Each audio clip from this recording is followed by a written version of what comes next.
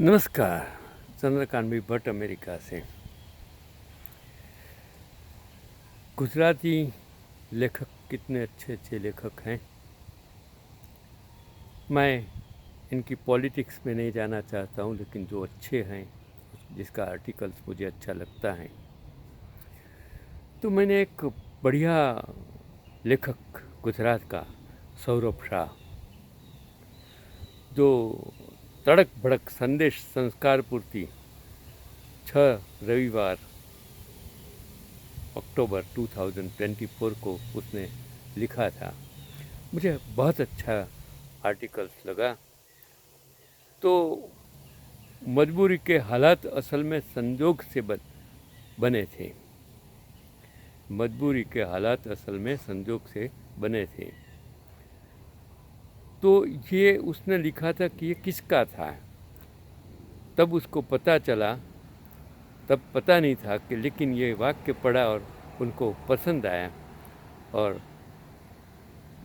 उन्होंने लिखा कि हम सभी के पास 2 जीवन हैं और दूसरा जीवन तब शुरू होता है जब हमें एहसास होता है कि यही एकमात्र जीवन है जो हमारे पास है। चारों ओर खोजबीन करने के बाद हमें पता चला कि यह चीनी दार्शनिक कन्फ्यूशियस का कहना है। ऐसा उसका कहना है। जो मैंने पढ़ा था आर्टिकल, तो उसमें उसने क्या लिखा था मैं आप तक पहुंचाने की कोशिश करता हूं। यह सूत्र न सिर्फ उपनिषद मंत्र की तरह हैं। बहुत कुछ करना था, लेकिन हालात ऐसे थे कि नहीं किया जा सका। कॉलेज जीवन से लेकर जीवन के हर पड़ाव पर आपको इस तरह का पछतावा होता है। हम सब यही सोचते हैं कि मुझे करना था, बहुत कुछ करना था, लेकिन मैं कुछ कर नहीं पाया। और उसका पछतावा जब तक आप अंतिम जिंदगी के अंतिम पायदान पर पहुंच जाते हो तब होता है। घर के दबाव या साथियों के दबाव के कारण उस क्षेत्र में न जाएं जहां आप पढ़ना चाहते हैं। आप कॉलेज में क्या पढ़ रहे हैं इसमें कोई दिलचस्पी नहीं है, लेकिन पढ़ाई अधूरी नहीं छोड़ी जा सकती। गैर जिम्मेदार बनो। पछतावे की परंपरा यही से शुरू होती है। आगे बढ़ना था, उसकी राह पर चलने की बजाय मिलजुल कर उस क्षेत्र में प्रवेश किया। आपको वहाँ पढ़ने, थोड़ा कमाने और शादी करने के लिए मजबूर किया गया। फिर उस साथी को खोने का मलाल, जिसके साथ घर बसाने का इरादा था। फिर जो मिला उससे शादी करनी पड़ी। तुम्हें करना ही था। फिर बच्चों को दोबारा माफ़ी चाहूँगा। अगर शादी के तुरंत बाद बच्चे पैदा हो गए तो वे जल्दबाजी करते थे, फिर भी इंतज़ार करना पड़ा। झूठी जिम्मेदारियाँ बढ़ी। देर से बच्चे पैदा करना अफसोस की बात है। अब उस उम्र में हमें कैरियर पर ध्यान देना चाहिए या बच्चों की परवरिश पर। यदि उन्होंने अपने माता पिता की सलाह मानी होती और शादी के तुरंत बाद उनके 2 बच्चे होते तो अभी वे स्वतंत्र होते और स्कूल में पढ़ते। हम सोचते हैं कि अगर मैंने ये किया होता तो ये होता। हम ये सोचते नहीं है कि हमने जो सोचा था और हमको किसी दबाणवश हमको करना पड़ा, उसमें क्या फ़र्क है। यदि आपके बच्चे नहीं हैं तो यह एक अलग समस्या है। वंश कैसे आगे बढ़ेगा। मानो शिवाजी महाराज या शाहजहाँ के पदक्रम को आगे बढ़ाना हो। हम ऐसे सोचते हैं कि जैसे एक राजा के बाद दूसरा राजा उसका वंशज आते हैं। यही तो 1947 के पहले कभी किसी ने सोचा नहीं था कि आज़ादी मिलेगी, और आज़ादी के बाद किसी ने सोचा नहीं मैं बड़ा प्रधान बन जाऊंगा, और बड़ा प्रधान बनने के बाद ये इंसान यही कहेगा कि क्या 70 सालों में क्या हुआ। वो भी हो सकता है। चलो आगे की बात मैं करता हूँ कि निसंतान रहने की मजबूरी भी जब बच्चे बड़े हो जाते हैं और स्वतंत्र हो जाते हैं, कॉलेज जाते हैं और महसूस करते हैं कि मैं आपकी बातों पर विश्वास नहीं करता, और इसके करियर, व्यक्तिगत जीवन, हर चीज़ में ठहराव आ जाता है। ऐसा लगता है कि स्थिरता सुरक्षा की भावना के बजाय कारावास की भावना पैदा कर सकती है। जैसे रेमंड्स के मालिक, उसकी हालत क्या है, मैंने एक वीडियो उसके ऊपर बनाया था, आप सोच भी सकते हैं। ये मेरे साहब से है ना, उन्होंने वही बात की है कि 40 वर्ष से अधिक की आयु में आधा जीवन गिना जाता है। जीवन में करने को कितना कुछ था और वह उसमें से कितना कम कर पाया, और जो वह नहीं कर सका उसे करने के लिए अब कितना कम समय बचा है। यदि कोई मजबूरी न होती तो जीवन की व्यवस्था कुछ और ढंग से होती, लेकिन अब क्या होता है, 60 के बाद हम यह सोचकर हाथ खड़े कर देते हैं कि जीवन के अंत तक बहुत कुछ बचा है या बहुत कम। हमें समझ नहीं आता कि मजबूर परिस्थितियां वास्तव में कब अक्सर थी। मजबूरी का पर्दा उठाकर देखा होता तो मौज मस्ती का मौका मिल जाता। जीवन में किसी भी मोड़ पर जब आपको लगे कि आपको यह काम करना है, तो सोचे कि अगर मैं यह नहीं करूँगा तो क्या होगा। फिर आपको जो उत्तर मिलेगा वह आपका मौका होगा। बहुत बढ़िया आर्टिकल उसने लिखा है आपके लिए। आपको सोचने की, समझने की ज़रूरत है कि आप अपने आप के प्रश्न पूछे कि मैंने क्या किया, अगर मैंने ये किया होता तो हो सकता था। जो हो गया वो हो गया, वो आप रिवर्स नहीं कर सकते हैं। घर में सबने तुम्हें इंजीनियरिंग पढ़ने के लिए मजबूर किया है। आपने अपने आप में पूछे कि अगर मैं इंजीनियरिंग की पढ़ाई नहीं करूंगा तो क्या होगा। जवाब में आपके लिए 20 अच्छे मौके छुपे होंगे। जब आपको लगे कि आपको इस व्यक्ति से शादी करने के लिए मजबूर किया जा रहा है, तो अपने आप से पूछे कि क्या आपको इस व्यक्ति से शादी करनी चाहिए या नहीं चाहिए। आप सबको मेरे जीवन का यही तजुर्बा रहा कि मैं सोच कर करता हूँ।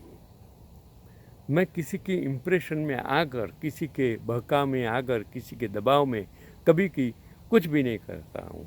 मैंने एक एसोसिएशन में डिसाइड किया कि मुझे रेजिग्नेशन दे दिया, तो मैंने 1 सेकंड में बिना सोचे रेजिग्नेशन सभी पदों पर से दे दिया।